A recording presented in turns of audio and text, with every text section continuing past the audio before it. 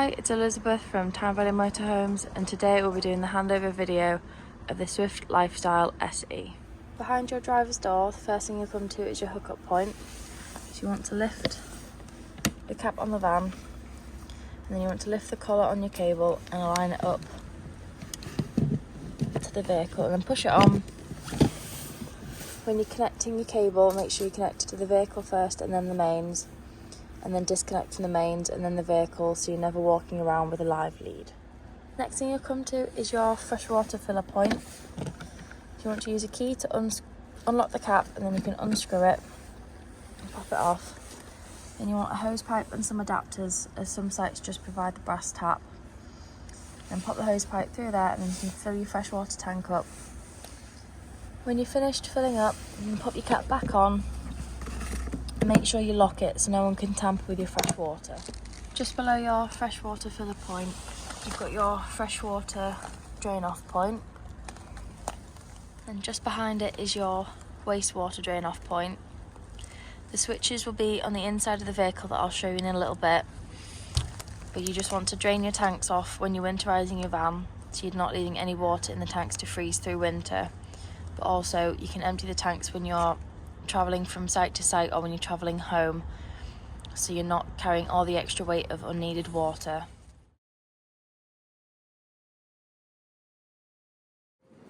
Next thing we'll come to is your cassette locker.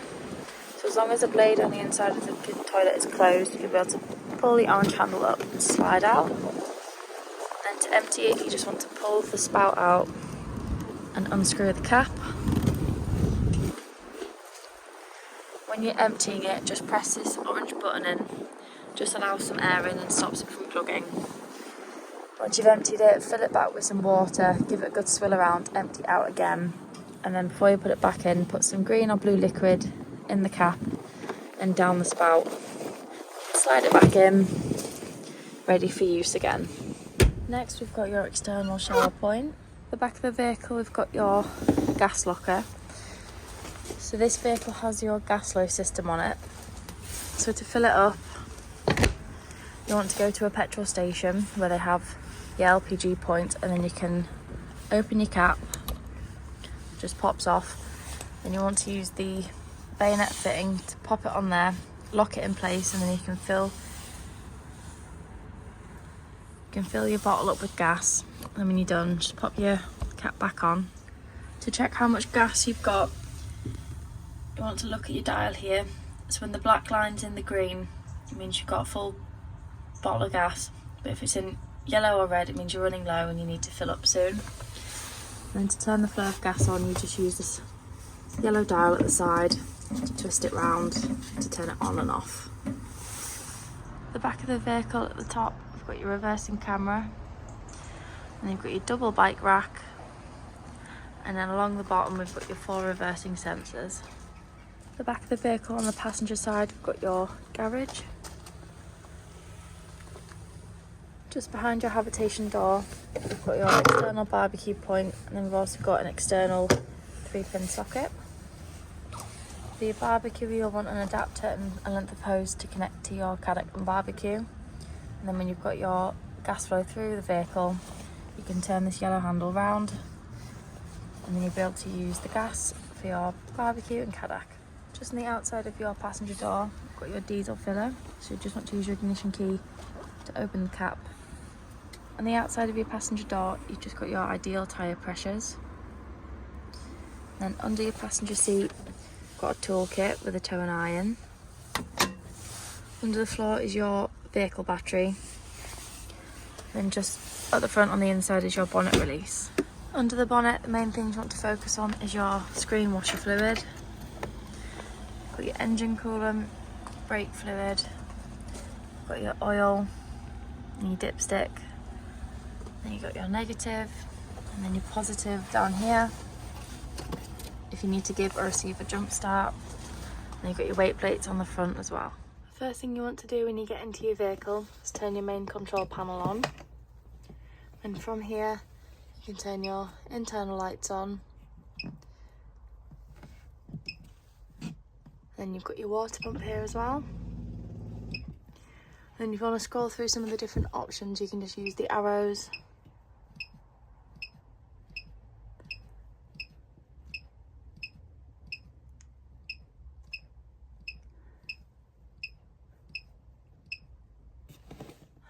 Next to your control panel, you've got the switches to drain off your fresh and wastewater tanks. So to drain them, you just want to push the buttons down, the valves will open and all the water will drain out of the tanks. Then to close them, just push the buttons back up into the off position. To use your Truma heating system, the first thing you want to do is press the round button to get to your home screen. You can then see lots of different icons. So the first one, the thermometer, is your internal heating. So if you click on that, you can scroll from off all the way up to 30 degrees. Next, you've got your water.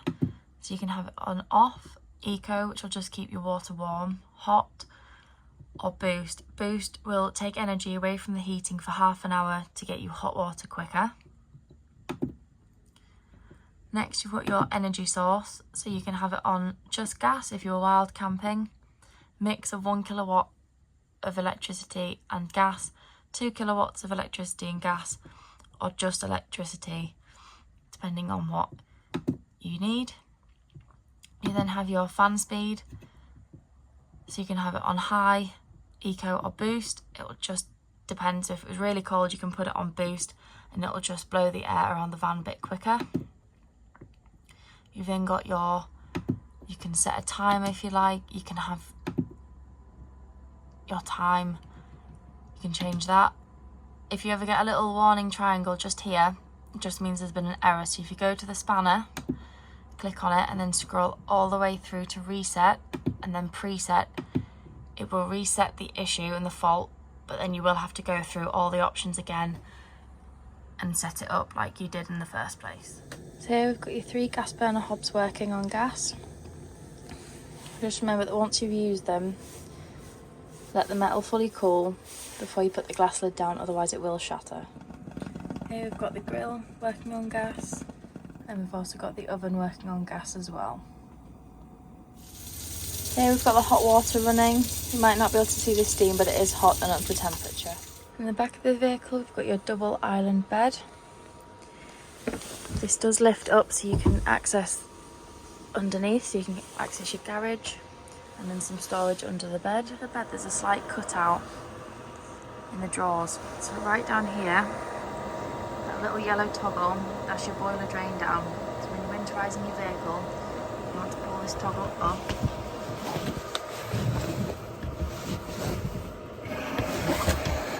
Like that. This will allow all the water to drain out of your boiler and reduce any chance of frost damage. At the same time as you're draining down your boiler, you want to open your kitchen and bathroom taps to allow all the water to run out of the pipes so they also don't get frost damage. We've also got a large mirror and some shelves on the driver's side in the bedroom. In the wardrobe, you've got a hanging rail so you can hang your clothes. On the other side, you've got another hanging rail. To use your fridge, you want to open it up, and then at the top you've got your control panel. So to turn it on, just hold the on button down and your lights will come on. You can then choose your energy source, so you can have it on automatic, which will pick the best energy source possible. So it'll either be hook up gas or your vehicle battery, or you can manually change it to whichever source you prefer.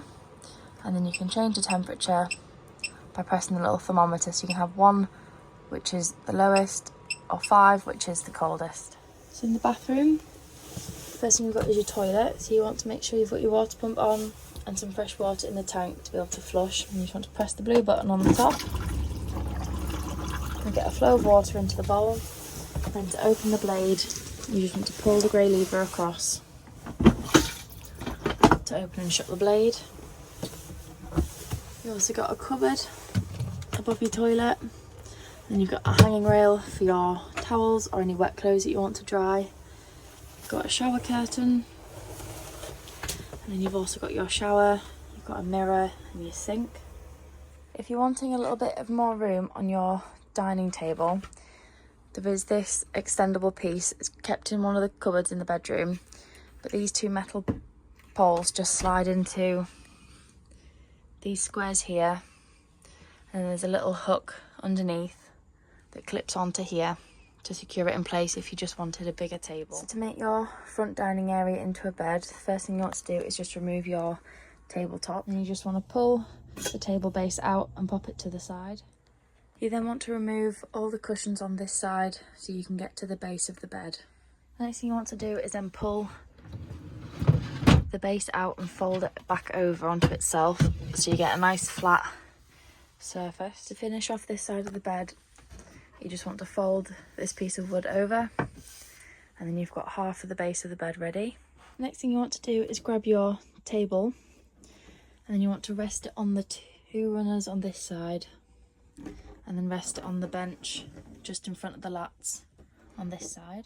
Next thing you want to do is then put your two backrest cushions flat along the base in the corner next to the wall. You then want to put your two base cushions back in their original place, just a little bit further forward to cover the brown wood.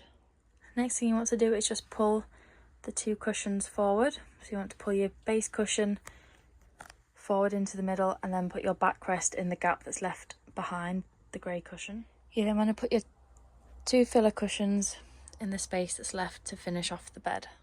Here we have the front bed all made up and ready. Under the bench just behind your driver's seat, you've got your fuses and you've got your trip switch. So you should always take some extra fuses on holiday with you just in case any of them blow. You can easily replace them.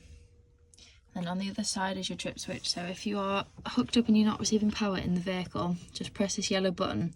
If this blue switch flips down, it means there's an issue with inside the van. However, if it doesn't trip, it means there's an issue with the mains or the mains cable. When you're winterising your vehicle, if you don't want anything to drain your leisure battery, you can turn your main power supply unit off with this button here. It will just stop anything draining the battery. So when using your radio, you've got your on and off button, which is also your volume if you turn it around. On this side you can connect your phone with a cable, and then obviously you can favourite radio stations and then just click through them. On this side you can browse through different stations by turning it around. Below it you've got your air controls, so you've got your fan speed, and then you've got your temperature on the outside, and then you can also direct it if you want to have it coming from outside or inside the vehicle, and then which direction you want the air to flow. You've got your automatic gear stick, and then you've got your steering wheel, so you've got your indicators, your cruise control, and your wiper blades. And then on the dash here, just down here, if you click on mode, then on the front here you can scroll through different options.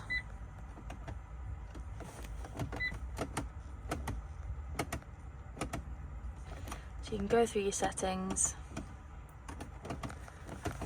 Then just by your driver's door you've got your wing mirror controls, so you can change the direction of the big and little ones electronically from this little